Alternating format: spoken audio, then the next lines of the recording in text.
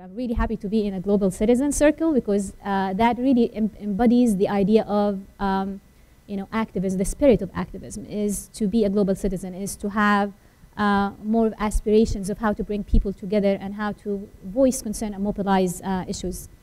So I'm happy to be here, first of all. Social media is merely a tool, but it doesn't bring the capacity of people, doesn't bring the voices and aspirations of people if they're not there. So you need to have means to sustain your movement online. Even if it's created a big buzz, the nature of online presence is that it will go away and it will fade with the next big thing. So how to give life to things that you hold dear. So I would say that social media has played a huge role in connecting us in the absence of the physical space, so this unions or parties or this type of developed political system or structure.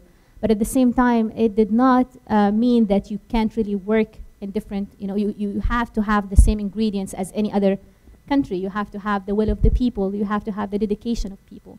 Exactly like any other country. And in places like the Arab countries, it did make a difference for us. But again, you don't see the outcome as a change in basically the practices or the law. You see it as a change of norms, a realization of what the government would do, what an absolute monarchy would do in response to these things. Luckily, women will be able to drive now in June.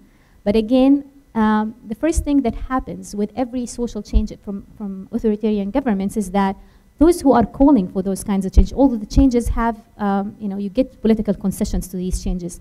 But what happened is the cost of having those political concessions is to silence those people involved. So your royal court called up the main women activists in the driving license side, Saudi Arabia. 2 of them were outside, and warned them from engaging in the media in order to create a narrative that celebrates the modernization of efforts led by the Crown Prince Mohammed bin Salman, rather than by women as partners or by women as mobilizers.